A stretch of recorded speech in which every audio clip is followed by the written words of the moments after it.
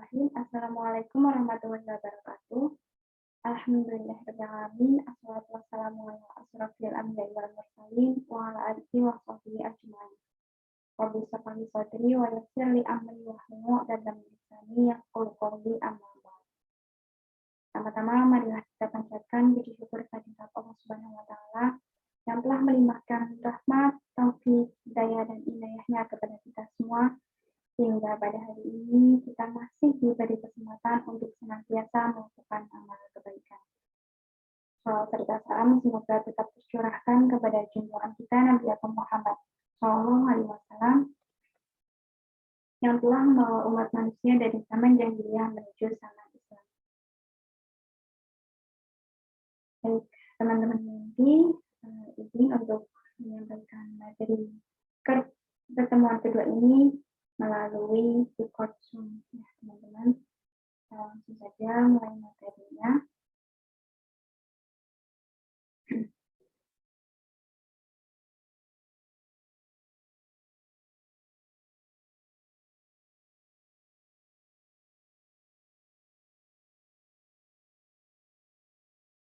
Nah, hari ini kita akan belajar tentang how to treat people, bagaimana cara kita memperlakukan orang lain.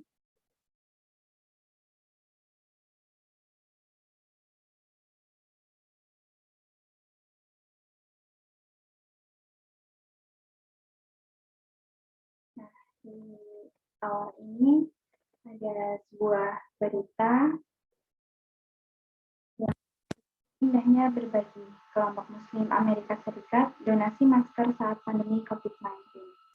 Masker memang salah satu kebutuhan yang sangat penting pada saat pandemi COVID-19, di mana banyak orang yang melakukan panic buying, menimbun masker dan sebagainya, tetapi Masya Allah masih orang-orang baik yang tidak hanya peduli dengan diri mereka sendiri, tetapi mereka juga memperhatikan tentang kondisi orang lain.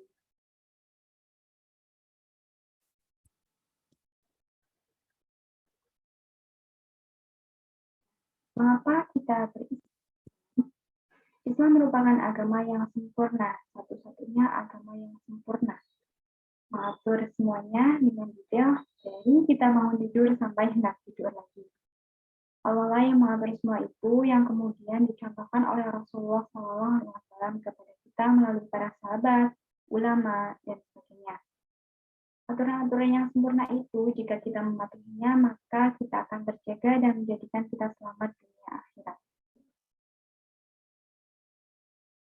Nah, karena agama Islam adalah agama yang sempurna, maka tentu saja hubungan makhluk dengan pencipta, hubungan makhluk dengan sesama makhluk, bahkan hubungan makhluk dengan dirinya sendiri, semuanya sudah diatur.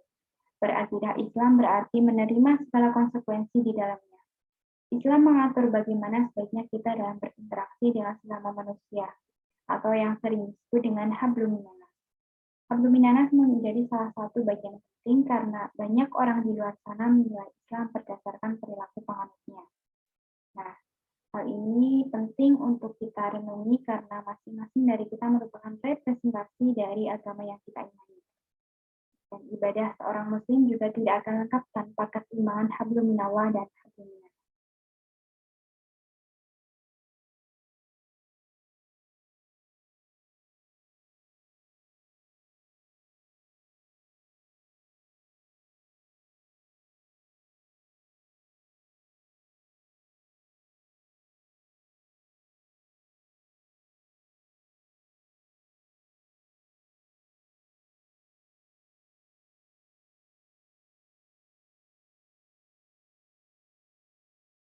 Nah, seorang muslim itu yang senantiasa menjaga keseimbangan hablum minallah dan hablum minanas memiliki banyak keutamaan.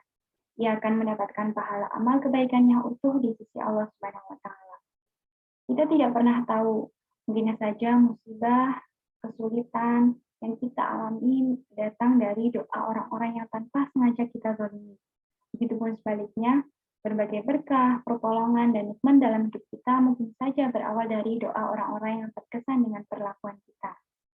Hablum minanas ini masuk ke dalam perkara muamalah yang sejatinya sangat luas lingkupnya. Allah mengatur bagaimana seharusnya interaksi sehari-hari kita dengan manusia lain, baik di bidang sosial, ekonomi, maupun politik. Allah mengatur semuanya dengan sempurna dalam syariat Islam.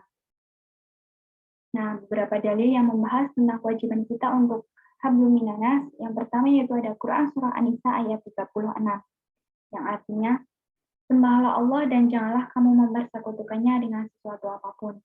Dan berbuat baiklah kepada dua orang ibu bapa, karib kerabat, anak-anak yatim, orang-orang miskin, tetangga dekat dan jauh, teman sejawat, ibnu sabil, dan hamba sahayamu. Sesungguhnya Allah tidak menyukai orang-orang yang sombong dan membangga-banggakan diri. Yang kedua ada sabda Rasulullah SAW, barang siapa beriman kepada Allah dan hari akhir, maka hendaklah ia berkata yang baik atau diam. Barang siapa beriman kepada Allah dan hari akhir, maka hendaklah ia memuliakan tetangganya. Dan barang siapa yang beriman kepada Allah dan hari akhir, maka hendaklah ia memuliakan tamunya. Hadis riwayat Bukhari dan Muslim. Kemudian yang ketiga adalah surah Al-Qasas ayat 77. Yang artinya, dan carilah pahala negeri akhirat dengan apa yang telah dianugerahkan Allah kepadamu. Tetapi janganlah kamu lupakan bagianmu di dunia dan berbuat baiklah kepada orang lain sebagaimana Allah telah berbuat baik kepadamu. Dan janganlah kamu berbuat kerusakan di muka bumi. Sungguh Allah tidak menyukai orang yang berbuat kerusakan. Nah, bagaimana cara kita berakhlak mulia kepada orang tua, sesama muslim dan non-muslim? Yang pertama yaitu kita akan bahas tentang akhlak kepada orang tua. Dalam Quran Surah Al-Isra ayat 23-24, Allah berfirman, dan Rabb-mu telah memerintahkan supaya kamu jangan menyembah selain Dia dan hendaklah kamu berbuat baik kepada ibu bapakmu dengan sebaik-baiknya. Jika salah seorang di antara keduanya atau kedua-duanya sampai berumur lanjut dalam pemeliharaanmu, maka sekali-kali janganlah kamu mengatakan kepada keduanya perkataan A, dan janganlah kamu membentak mereka dan ucapkanlah kepada mereka perkataan yang mulia. Dan rendahkanlah dirimu terhadap mereka berdua dengan penuh kasih sayang dan ucapkanlah, wahai Rabbku, kasihilah mereka keduanya, sebagaimana mereka berdua telah mendidik aku di waktu kecil. Nah, yang dimaksud dengan berbuat baik dalam ayat tersebut adalah berbakti kepada kedua orang tua. Dalam sebuah riwayat, Imam Hasan al-Basri pernah menjelaskan bahwa yang dimaksud dengan berbakti kepada kedua orang tua adalah memberikan segala sesuatu yang kita miliki dan menaati perintah mereka selama itu berada dalam kebaikan. Jika beribadah kepada Allah wajib hukumnya, maka berbakti kepada orang tua juga wajib hukumnya. Sebaliknya, jika ingkar kepada Allah merupakan sebuah dosa besar, maka durhaka kepada orang tua juga merupakan dosa besar.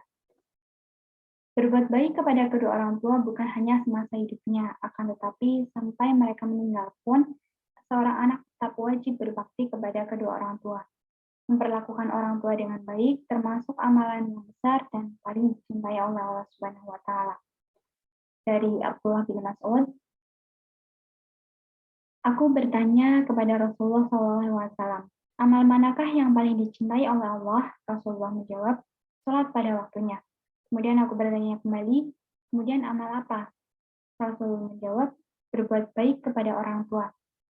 Kemudian Abdullah bin Mas'ud bertanya kembali, sudah itu amal apa? Rasulullah menjawab, jihad di jalan Allah. Hadis riwayat Bukhari dan Muslim. Nah, seperti yang ada di dalam hadis tersebut, seperti kita ketahui bahwa berbuat baik kepada Allah merupakan suatu amal mulia yang sangat dicintai oleh Allah.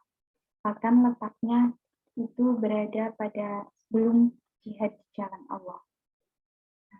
Keutamaan berbakti kepada orang tua yang pertama yaitu termasuk perbuatan yang diutamakan, seperti dalam hadis Bukhari dan Muslim dari Abdullah bin Mas'ud tadi. Kemudian yang kedua, berbakti kepada kedua orang tua merupakan penebus dosa besar.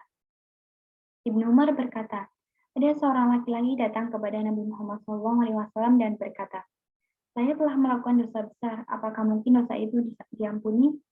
Rasul bertanya, apakah kedua ibu bapakmu masih hidup? Laki itu dengan sedih menjawab, keduanya telah meninggal dunia. Rasulullah bertanya lagi, apakah kamu punya saudara ibu? Iya, punya. Jawab lelaki itu. Maka kembali Rasul bersabda, baktikanlah dirimu kepadanya. Hadis riwayat At-Tirmidzi, Ibnu Hibban, dan Al-Hakim. Kemudian keutamaan yang ketiga yaitu dipanjangkan usianya dan dilimpahkan rezekinya. Siapa yang ingin dipanjangkan usianya dan dilimpahkan rezekinya, hendaklah ia berbakti kepada kedua ibu bapaknya dan memelihara silaturahim.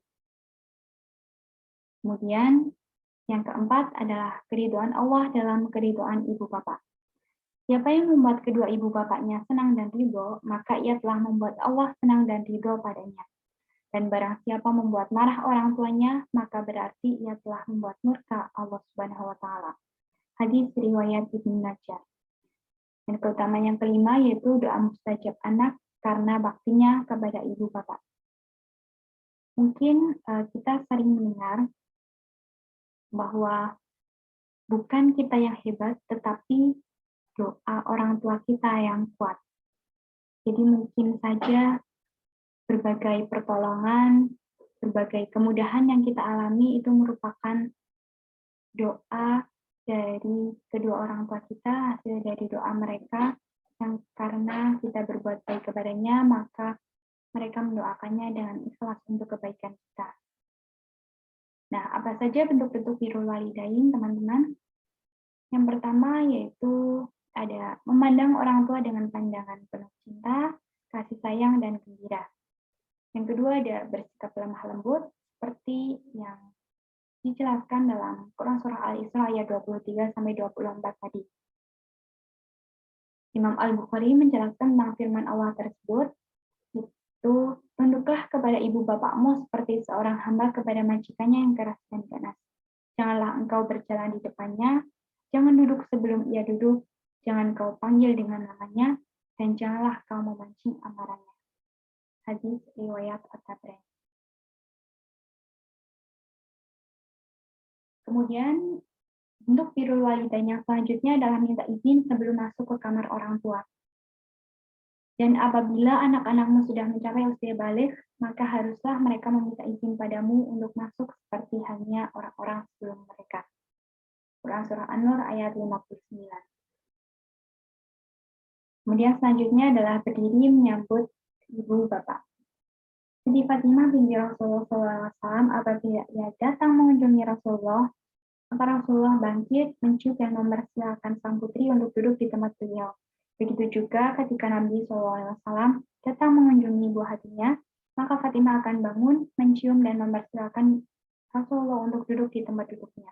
Hadis riwayat Abu Daud dan At-Tirmidzi. Hal ini merupakan bentuk pengagungan, perendahan diri, dan kepatuhan kepada keduanya, serta penampilan kasih sayang kepada keduanya. Bentuk birrul walidain yang kedua yaitu mendoakan ibu bapak. Betapa baiknya kalau mendoakan kedua orang tua setiap selesai membaca syahadat dalam sholat. Hendaklah kamu bersyukur kepadaku dan kepada kedua orang tuamu. Hanya kepadakulah semuanya akan kembali. Quran Surah Luqman ayat 14. Sungguh seorang hamba ditinggal pergi oleh salah seorang atau oleh kedua ibu bapaknya, sedangkan dia dalam keadaan durhaka. Namun sang anak senantiasa berdoa dan memohonkan ampun bagi keduanya, hingga Allah menetapkannya sebagai anak yang berbakti kepada orang tuanya. Hadis riwayat Al-Baihaqi. Nah, selanjutnya adalah berziarah ke kubur ibu bapak. Ketika kedua orang tua sudah meninggal, anak masih harus berbakti kepada kedua orang tua dengan menziarahi kubur ibu bapaknya. Hikmah dari berziarah sendiri adalah untuk mendoakan kebaikan, memohonkan ampun kepada Allah bagi orang-orang yang telah mendahului, agar mereka dibebaskan dari siksa kubur dan diberi nikmat di dalam kubur. Selain itu, berziarah juga sebagai pengingat bagi kita tentang kematian dan kehidupan akhirat.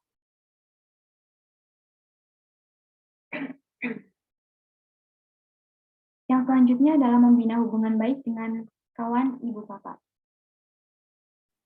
Siapa yang ingin berhubungan dengan ayahnya yang telah wafat, hendaklah dia menghubungi kenalan dan saudara-saudara ayahnya sesudah ayahnya meninggal. Hadis riwayat Abdul Razak. Selanjutnya, dan melunasi hutang keduanya sesudah keduanya meninggal dunia agar diringankan sisa kuburnya, dan diberi kenikmatan di dalam kubur. Lalu menepati nazar dari kedua orang tua. Seorang dari Bani Salamah bertanya, "Ya Rasulullah, apakah sesudah ibu bapakku meninggal dunia masih ada sisa bakti yang dapat aku persembahkan kepada keduanya?"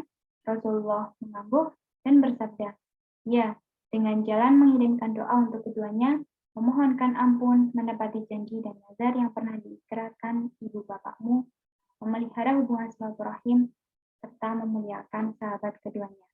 Hadis riwayat Abu Daud, Ibnu Majah, dan Ibnu Hibban. Dan yang selanjutnya adalah tidak menyebabkan orang memaki-maki kepadanya. Daripada dosa-dosa besar ialah seseorang yang memaki kedua ayah bundanya. Sahabat bertanya, "Ya Rasulullah, adakah seorang yang memaki ayah bundanya?" Jawab Nabi, "Ya, dia memaki ayah orang lain, maka dibalas memaki pada ayahnya. Atau dia memaki ibu orang lain, lalu dibalas memaki kepada ibunya." Hadis riwayat Bukhari Muslim. Nah, selanjutnya adalah akhlak kepada sesama muslim. Yang pertama ada memberi salam ketika saling jumpa. Di dalam Islam, salam yang bernilai ibadah, karena di dalamnya terdapat doa adalah Assalamualaikum. Dan kemudian dijawab dengan Waalaikumsalam. Atau lebih baik ditambahkan Warahmatullahi Wabarakatuh. Jadi salam yang bernilai ibadah itu bukan yang selamat pagi, salam sejahtera, dan seterusnya, tetapi salamnya orang Islam, Assalamualaikum. Hal ini sesuai dengan firman Allah Subhanahu wa taala dalam Quran surah An-Nisa ayat 86, "Dan apabila kamu dihormati dengan suatu penghormatan, maka balaslah penghormatan itu dengan yang lebih baik, atau balaslah penghormatan itu dengan yang sepadan dengannya. Sungguh Allah memperhitungkan segala sesuatu." Akhlak yang kedua yaitu saling mendoakan apabila yang lain bersin. Hadis riwayat Abu Hurairah, ia berkata bahwa Rasulullah SAW bersabda, "Jika salah seorang dari kalian bersin, hendaklah ia mengucapkan Alhamdulillah, dan saudaranya atau orang yang bersamanya mengatakan Yarhamukallah. Kemudian orang yang bersin tersebut hendaklah menjawab Yahdikumullah wa yuslih balakum, atau Yahdikumullah." Akhlak yang ketiga yaitu tawadu atau tidak sombong terhadap saudaranya. Dalam Quran surah Luqman ayat 18 Allah berfirman, "Janganlah kamu memalingkan mukamu dari manusia karena sombong, dan janganlah kamu berjalan di muka bumi dengan angkuh. Sungguhnya Allah tidak menyukai orang-orang yang sombong lagi membanggakan diri." Jadi ketika kita mempunyai suatu kelebihan, pengetahuan yang lebih dari orang-orang di sekitar kita, maka kita harus tetap tawadu dan tidak boleh sombong terhadap kelebihan tersebut. Karena Allah sangat tidak menyukai orang-orang yang sombong. Kemudian jika kita dimintai tolong untuk mengajari sesuatu, maka sebisa mungkin kita menolong dengan ikhlas, karena kita tidak pernah tahu kebaikan mana yang akan membawa kita menuju jannahnya Allah. Akhlak yang selanjutnya adalah lemah lembut dan kasih sayang. Lemah lembut dan kasih sayang merupakan ciri umat Rasulullah SAW. Tercermin di dalam surah Al-Fat ayat 29, "Muhammad itu adalah utusan Allah dan orang-orang yang bersama dengan dia adalah keras terhadap orang-orang kafir, tetapi berkasih sayang kepada sesama mereka." Kemudian, akhlak yang selanjutnya adalah tidak mendiamkan lebih dari 3 hari. Seorang muslim tidak boleh memendam dendam, apalagi mendiamkan saudaranya lebih dari 3 hari. Hindari kata tidak maaf bagimu, karena seorang muslim hendaknya saling memaafkan. Nah, kemudian akhlak yang terakhir yaitu kepada non-muslim. Seorang muslim meyakini bahwa tidak sama antara agama Islam dengan agama yang lainnya. Karena agama Islam memerintahkan tauhid, mengesahkan Allah dalam beribadah, sedangkan agama yang lainnya yaitu terdapat kemusyrikan, yaitu menyembah kepada selain Allah. Sehingga jika ada orang yang menyatakan semua agama sama, maka berarti dia belum mengetahui ajaran masing-masing agama atau akannya belum mampu membedakan, apa yang biasa disebut dengan tamyiz. Namun Islam sebagai agama yang rahmatan lil alamin memberikan arahan tentang bagaimana berhubungan dengan non-muslim. Bagaimana Rasulullah sebagai seorang uswatun hasanah, suri tauladan, mengajarkan tentang bagaimana berhubungan dengan non-muslim, seperti yang terdapat dalam riwayat At-Tirmidzi. Rasulullah bersabda, "Bertakwalah dimanapun kalian berada, dan ikutilah keburukan dengan kebaikan. Niscaya ia akan menghapus keburukan tersebut, dan pergaulilah manusia dengan akhlak yang baik." Nah, akhlak Nabi kepada non-muslim yang pertama yaitu menolong non-muslim yang lemah. Termasuk kisah yang masyhur bahwa ketika Nabi merupakan seseorang yang sangat perhatian terhadap kondisi seorang pengemis tunanetra dari bangsa Yahudi yang menetap di salah satu sudut pasar kota Madinah. Setiap hari Nabi datang menyuapi pengemis tersebut yang selain faktor usia ia juga sudah tidak bisa melihat. Dan setiap Nabi datang, pengemis Yahudi tersebut justru menyebut Nabi Muhammad sebagai orang yang jahat, mesti dijauhi dan fitnah sebagainya. Yang kedua yaitu tidak membalas perbuatan buruk seseorang. Ketika masih di Mekah, setiap hendak ke Ka'bah, dalam perjalanannya Nabi selalu mendapat perlakuan buruk dari seorang Yahudi yang dilakukannya setiap kali Nabi melintas. Terhadap perlakuan buruk tersebut, Nabi tidak pernah membalas. Hingga tiba suatu hari, di mana seorang Yahudi tersebut, di mana tidak ada perlakuan buruk dari seorang Yahudi, beliau itu bukannya senang, tetapi malah mencari bagaimana keadaan Yahudi, mengapa dia tidak berlaku buruk seperti yang biasa ia lakukan. Nah, yang ketiga yaitu memberikan perlindungan dan pemahaman Islam jika diminta. Allah Subhanahu wa Ta'ala memerintahkan Rasulullah untuk memberikan perlindungan kepada orang kafir yang meminta perlindungan kepada beliau. Dan jika seorang di antara orang musyrikin itu meminta perlindungan kepadamu, maka lindungilah ia supaya ia sempat mendengar firman Allah. Kemudian antarkanlah ia ke tempat yang aman baginya. Demikian itu disebabkan mereka kaum yang tidak mengetahui. Quran Surah At-Taubah ayat 6. Nah, yang terakhir ada kisah teladan, seperti yang sedikit sudah disampaikan tadi di bagian akhlak kepada non-muslim, yaitu tentang kisah Nabi Muhammad dan pengemis tunanetra.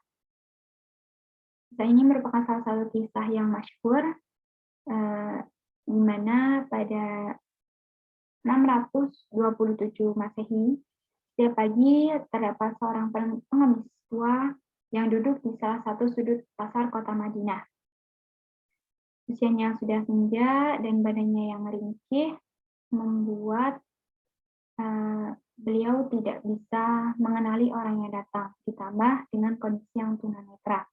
Sehingga biasanya beliau menghafal orang dari langkah kaki orang-orang yang melewati jalan di depannya. Nah, penduduk Madinah ini tidak ada yang mau mendekati pengemis tua tersebut kecuali satu orang, yaitu Rasulullah SAW. Tidak hanya datang, Rasul itu menyuapkan makanan kepada si pengemis. Namun, pengemis yang saat itu belum masuk Islam dan tidak tahu bahwa orang yang menyuapinya adalah orang yang sangat dibenci, orang yang sangat dia tidak sukai, maka sering terlontar kata-kata yang bisa dibilang itu menyakiti hati Rasulullah. Biar semua orang yang dia temui selalu diajak untuk membenci Nabi Muhammad SAW. Sampai-sampai dia berkata, "Janganlah sekali-kali engkau mendekati Muhammad, sebab dia orang gila, pembohong, dan tukang sihir. Engkau akan dipengaruhi kalau mendekat," kata si pengemis tersebut. Nah, Rasulullah SAW yang sejak kecil memiliki akhlak mulia, beliau tidak marah, apalagi dendam kepada pengemis tersebut. Setiap pagi beliau selalu datang dan menyuapi pengemis tersebut. Dia baru akan pergi setelah memastikan pengemis tersebut kenyang. Hingga pada suatu hari pengemis merasa heran karena yang menyuapi makanan adalah orang lain. Terlihat dari bagaimana sikap dan perlakuannya kepada pengemis tersebut.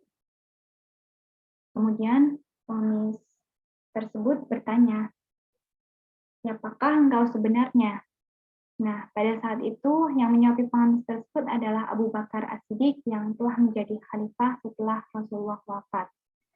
Kemudian beliau menjelaskan bahwa orang mulia yang biasa datang dan menyuapi pengemis tersebut itu sudah tiada. Beliau adalah Nabi Muhammad SAW.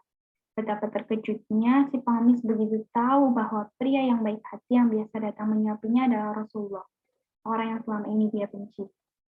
Dia pun menangis, menyesal karena selalu mencaci, menghina, dan menfitnah Rasulullah. Namun Rasulullah tidak pernah sekalipun marah kepada pengemis tersebut. Padahal setiap kali Nabi datang menyuapi, bukannya mendapat ucapan terima kasih, melainkan hinaan yang dia terima dari pengemis tersebut. Nah, sejak saat itulah di hadapan Abu Bakar, pengemis tersebut kemudian mengucap 2 kalimat syahadat, beliau masuk Islam karena kemuliaan akhlak Nabi Muhammad SAW. Alhamdulillah, materinya sudah selesai, teman-teman. Syukron, jazakumullah khairan. Semoga apa yang Mbak sampaikan bermanfaat. Mohon maaf atas segala kesalahan. Wallahul muwaffiq ila aqwamit thoriq. Wassalamualaikum warahmatullahi wabarakatuh.